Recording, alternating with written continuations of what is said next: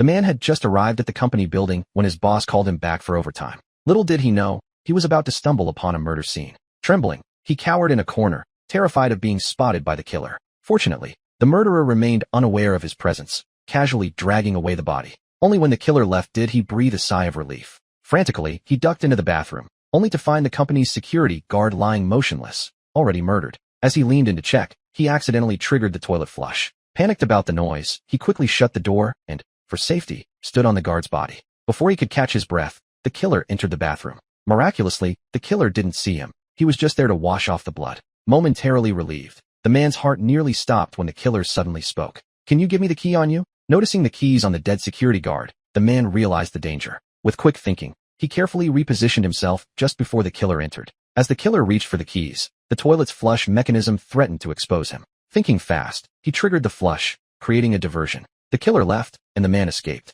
But opening the next door, he ran into a colleague working late. He immediately shared the horrifying situation. Meanwhile, the killer had destroyed the fire control valves and headed to the confidential document storage room. Opening a suitcase, he pulled out a liquid explosive, preparing to burn all company records. The two colleagues discovered the elevator was shut down and the emergency exit locked. Trapped, they returned to the office. The colleague tried to use the computer to call for help while the man went to grab his phone. Rounding a corner, he saw a shadow on the glass. The killer was approaching. He rushed back, silencing his colleague. As the killer entered and noticed the computer, they huddled terrified beneath a desk. By some miracle, the killer didn't suspect anything, simply turning off the computer and leaving. Once clear, they planned to escape in opposite directions. The man remembered the boss was still in the building and sent his colleague to call for help while he went to warn the boss. Reaching the boss's office, he found it empty. Meanwhile, his colleague had just connected the emergency call when the killer appeared behind him. The killer casually placed a hand on his shoulder, telling him to say goodnight to his family, then made him hang up.